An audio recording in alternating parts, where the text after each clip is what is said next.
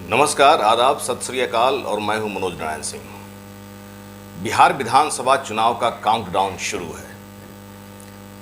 महज कुछ महीने बाकी रह गए हैं विधानसभा चुनाव को लेकर के। ऐसे में सभी दल के नेता सत्ता की कुर्सी पाने की होड़ में जुगत में जुट गए हैं। प्रेशर पॉलिटिक्स भी शुरू है, होगी क्यों नहीं। फिर इसके बाद 5 साल की नौकरी की जो बात है, इसी कड़ी में हम लोग ये देख रहे हैं कि चिराग पासवान काफ़ी आजकल एग्रेसिव मूड में है। आरा की सभा हो या फिर सारण की सभा हो, उन्होंने ऐलान कर दिया है कि फिर वो 243 सीटों पर चुनाव लड़ेंगे, जबकि अभी वो मौजूदा समय में एनडीए के हिस्सा हैं और केंद्र में एनडीए की सरकार में केंद्रीय मंत्री भी हैं।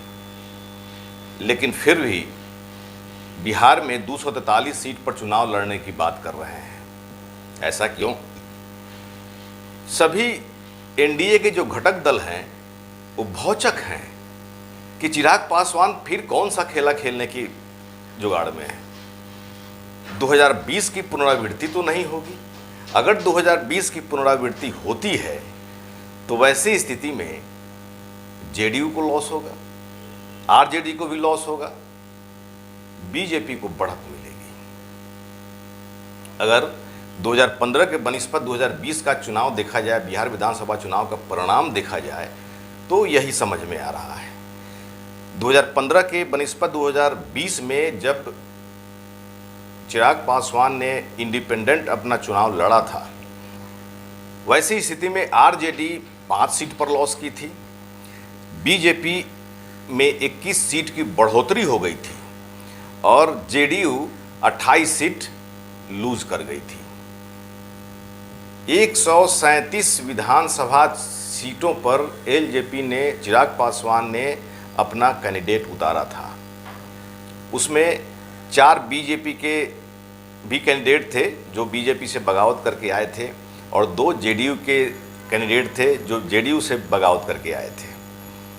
ये स्थिति थी 2020 की। लेकिन अभी मौजूदा समय में जब सब कुछ ठीक ठाक चल रहा है, तो फिर चिराग पासवान का ये बयान सियासी पारा को बढ़ा दिया है कि चिराग पासवान फिर कौन सा गोल खिलाएंगे। चर्चा ये भी हो रही है कि ये बीजेपी की चाल है जो जेडीयू को नेस्तनाबूद करना चाह रही है, या फिर चिराग पासवान ज़्यादा से ज़्यादा सीट चाह रहे हैं।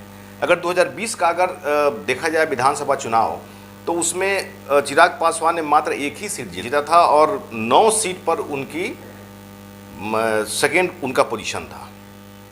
तो वो सीट तो चाहते ही चाहते हैं।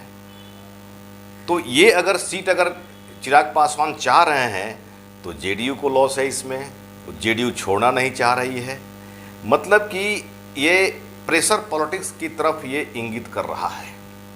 एक पहलू ये है।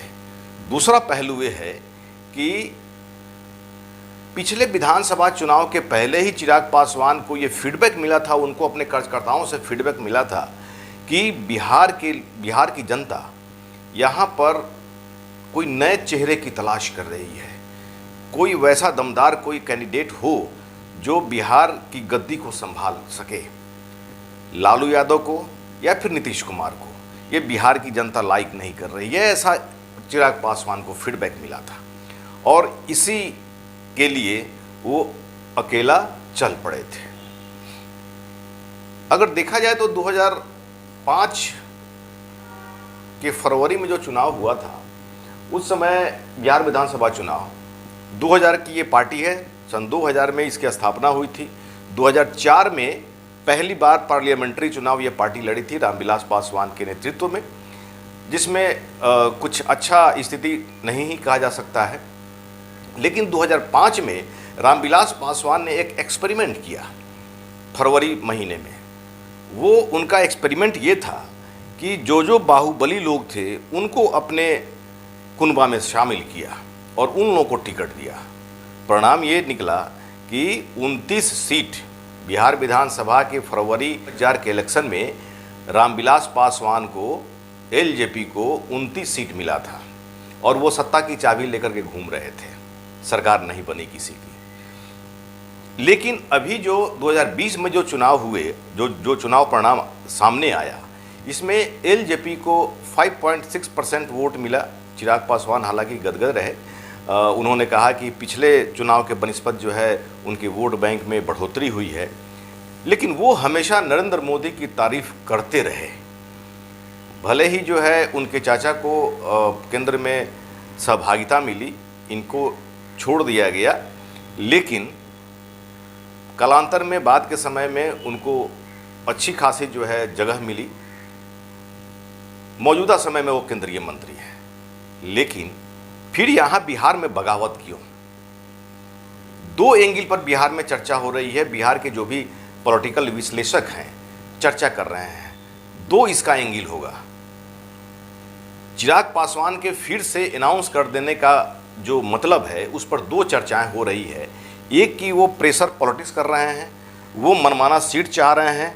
चूँकि 2004 में अगर देखा जाए तो जो 5 से 6 जो दलित वोट बैंक है, उस दलित वोट बैंक का प्रभाव ऐसा है कि 2004 के पार्लियामेंट्री इलेक्शन में रामविलास पासवान की एलजेपी पार्टी ने भले ही कुछ नहीं कर पाई हो, लेकिन एनडीए को तो काफ़ी धक्का लगा था उससे।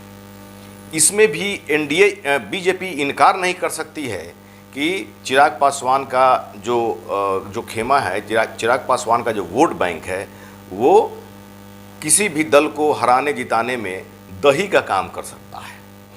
2020 के चुनाव में जेडीयू को जितनी शिकस्त मिली, बीजेपी भी इसे शिक्षा ले ली कि चिराग पासवान तो चाहेगा तो बहुत सारा सीट जो है डैमेज कर देगा।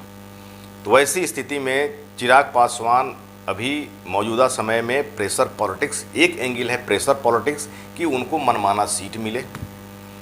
दूसरा कि इस पर भी चर्चा हो रही है कि जिस तरह से जन स्वराज के जो पुरोधा हैं प्रशांत किशोर लगातार ये कह रहे हैं कि बिहार में बदलाव ज़रूरी है और बिहार की जनता भी चाह रही है कि थर्ड कोई ऐसा चेहरा आए जो बिहार को संभाल सके। चिराग पासवान को फीडबैक तो 2020 के पहले ही मिल गया था, लेकिन 2025 में भी उनका ध्यान बिहार विधानसभा के चुनाव पर है और बिहार की कुर्सी पर है। इससे इनकार नहीं किया जा सकता है। तो इस दो एंगल पर चर्चा हो रही है। हालांकि बहुत सारे लोग भौचक्का हैं कि ये 243 सीट पर फिर चुनाव लड़ने की बात क्यों कर रहे हैं, जबकि बीजेपी से इनका अच्छा संबंध चल रहा है, केंद्र में मंत्री हैं, 5-5 एमपी वाली जो है ये पार्टी है, फिर ऐसा क्यों? तो इस पर हमने ये आपको बताया कि दो एंगल पर जो है इस पर चर्चा हो रही है। एक प्रेशर पॉलिटिक्स, वो मनमाना सीट चाह रहे हैं, और दूसरा उनकी निगाह है कि उनको बिहार की कुर्सी चाहिए। और तीसरा एंगल, इसकी भी दबी जुबान चर्चा हो रही है कि बीजेपी चाह रही है कि भले ही नीतीश कुमार के नेतृत्व में चुनाव लड़ी जाए, लेकिन बिहार की गद्दी पर कौन बैठेगा। हो सकता है कि पहली बार जीतन राम मांझी की तरह से, या फिर जो है महाराष्ट्र की पुनरावृत्ति हो, चिराग पासवान को बैठा करके फिर जो है बीजेपी अपना आदमी को बैठा दे, बीजेपी अपना जो है अपने जो उसके नेता हैं उसको बैठा दे। इस बात से भी इनकार नहीं किया जा सकता है। तो ये तीन एंगल है और इसमें अब अंदरूनी में क्या क्या मामला चल रहा है, ये जो है हाई लेवल का जो है सकट जो है ये सब मामला है, लेकिन चर्चाएं तो हो रही है। जनता भी भौचक है और जो भी यहाँ पर पॉलिटिशियंस हैं, यहाँ बिहार के पॉलिटिशियंस, वो भी भौचक्का हैं। लेकिन मौजूदा समय में 243 सीट पर चुनाव लड़ने के ऐलान के साथ ही चिराग पासवान ने सियासत के पारा को काफ़ी बढ़ा दिया है। आपकी क्या राय है? मैसेज ज़रूर करें। धन्यवाद।